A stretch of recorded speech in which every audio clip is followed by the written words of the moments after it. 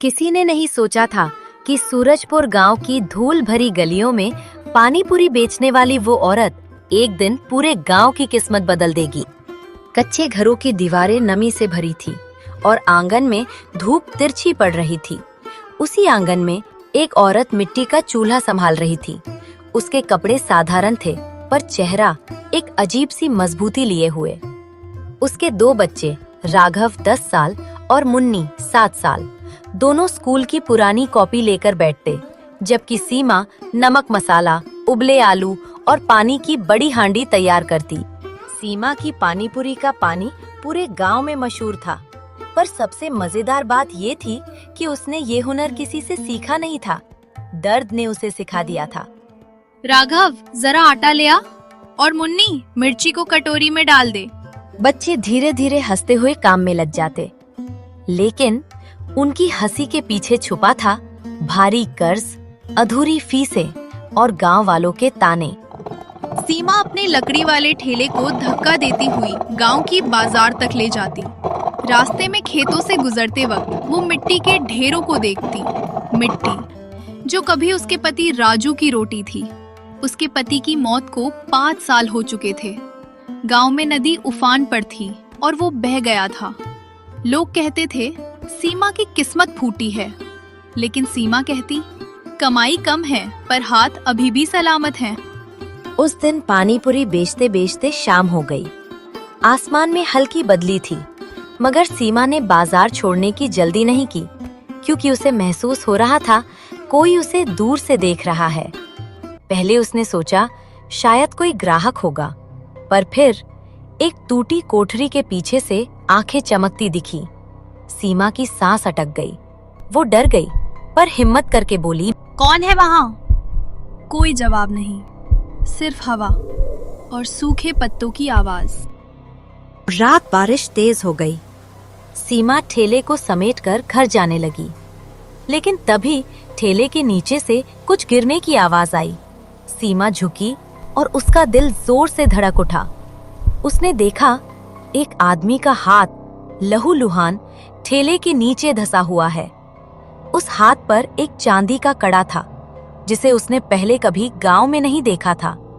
वो चौंक कर पीछे हट गई। हे भगवान, ये कौन है? उस आदमी की कलाई पर एक अजीब सा निशान था, जैसे किसी संगठन का चिन्ह। सीमा के मन में एक ही सवाल, क्या ये वही आदमी है जो मुझे आज पूरे दिन छिपकर देख रहा था? और तभी वो हाथ हल्का सा हिला। सीमा चौंक पड़ी। हे भगवान, ये जिंदा है। बरसात और तेज हो गई। उसने ठेले को थोड़ा सा घुमाया और देखा एक पड़ा था। उसकी सांसें बहुत धीमी थीं। गांव की सुनसान गली में उस वक्त कोई नहीं था। इतनी रात में कोई निकले भी क्यों? कच्चे घरों के अंधेरे बरामदे, बंद दरवाजे, दूर कहीं कुत्तों की हल्की भौंक। सीमा ने इधर उधर देखा। अगर मैंने इसे यहाँ छोड़ दिया तो ये नहीं बचेगा। पर दूसरा डर, गांव की बातें हवा से भी तेज उड़ती हैं। सीमा जानती थी, पर फिर भी उसने आदमी के कंधे को पकड़कर उठाने की कोशिश की। आदमी के होठों से हल्की आवाज निकली, पानी। सीमा चौंक गई। अरे, तू सुन सकता है? आदमी ने बेहद मुश्किल से एक शब्द कहा, बचा लो। और फिर बेहोश। सीमा ने चारों ओर देखा, कोई भी मदद करने वाला नहीं। करना उसी को था। वो दौड़कर ठेले से अपनी पानीपुरी वाली बड़ी प्लास्टिक की चादर निकाल लाती है और आदमी को ढक देती है, ताकि बारिश में उसके जख्म और न भरे। फिर वो उसे खींचते घसीटते अपने ठेले की ओर ले जाने लगी। आदमी का शरीर भारी था, उसकी सांसें धीमी थीं, हाथ कांप रहे थे। सीमा की हिम्मत टूटने लगी, पर उसने खुद से कहा, सीमा, तू रोज ठेला धकेलती है, एक इंसान को भी संभाल लेगी। आखिर वो आदमी को ठेले पर चढ़ा देती है। सीमा घर की ओर बढ़ ही रही थी कि अचानक पीछे कहीं से खर्र, सूखे पत्तों के कुचलने की आवाज। सीमा मुड़ी, कोई नहीं। फिर से आवाज, इस बार थोड़ा पास, जैसे कोई छिपता छिपता उसका पीछा कर रहा हो। सीमा का गला सूख गया। कौन है? उसने ऊंची आवाज में पूछा, पर वो पीछे पलटकर नहीं देखती, बस ठेला धकेलती भागती जाती है। घर पहुंचकर उसने दरवाजा धक्का देकर खोला। राघव और मुन्नी दिए की रोशनी में बैठे थे। अम्मा, आप इतनी देर से क्यों आई? हम डर गए थे। सीमा ने बच्चों को चुप कराया और दरवाजा कसकर बंद कर दिया। दोनों बच्चे आदमी को देखकर घबरा गए। अम्मा, ये कौन है? पता नहीं, पर इसकी जान बचानी है। हे भगवान, ये आदमी कौन है और इसके पीछे कौन पड़ा है? सीमा ने उसके चेहरे पर पानी छिड़का। आदमी धीरे धीरे आंखें खोलता है। उसकी आवाज टूटी हुई थी। तुम बचा कर लाई? हाँ, पर तुम हो कौन? आदमी ने चारों तरफ डरते हुए देखा, जैसे कोई पीछा कर रहा हो, जैसे कोई बस आकर उसे मार ही देगा। उसने कांपते हुए कहा, मुझे किसी पर भरोसा मत करना। क्यों? कौन है पीछे? आदमी ने मुश्किल से एक शब्द बोला, पंचायत में सच छुपा है। ये बात सुनकर सीमा का दिल कांप गया।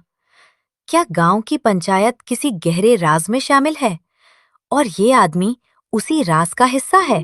सीमा ने उस अजनबी को कई दिनों तक अपने घर में छिपा कर रखा। गांव वालों को भनक ना लगे, इस डर से वो किसी को बता भी नहीं सकी। बच्चे भी चुप रहे। धीरे धीरे वो आदमी ठीक होने लगा। कुछ दिन बाद उसने पहली बार अपना नाम बताया, मेरा नाम अमन। और फिर उसने पूरा सच बताना शुरू किया। सुबह होने से पहले ही अमन ने सीमा के बेटे राघव को एक नोट दिया। इसे तहसीलदार के कार्यालय पहुंचा दो, इसमें पूरी रिपोर्ट है। बच्चा बिना डरे निकल पड़ा। कुछ घंटों में पुलिस आई। पूरे गांव में खलबली मच गई। पंचायत के 2 भ्रष्ट सदस्यों को गिरफ्तार किया गया। कई सालों से दबे हुए गरीबों के नाम पर आए पैसे वापस निकाले गए। राशन के गोदाम खुलवाए गए। अमन की रिपोर्ट ने गांव से एक जहर निकाल दिया। पुलिस अधिकारी ने ये सुनकर कि सीमन ने अमन की जान बचाई, कुछ महीनों में सीमा की जिंदगी बदलने लगी। उसकी पानीपुरी की दुकान अब बाजार में एक छोटा सा पक्का ठेला बन गई। सरकार की स्कीम से उसे खाना बनाने का ट्रेनिंग भी मिला। गांव वाले जो कभी ताने मारते थे, अब रोज उससे पानीपुरी खाने आते। उसके बच्चे अच्छे स्कूल में पढ़ने लगे।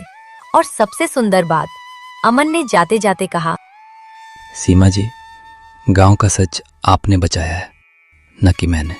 सच को बचाने के लिए पैसे की नहीं, हिम्मत की जरूरत होती है।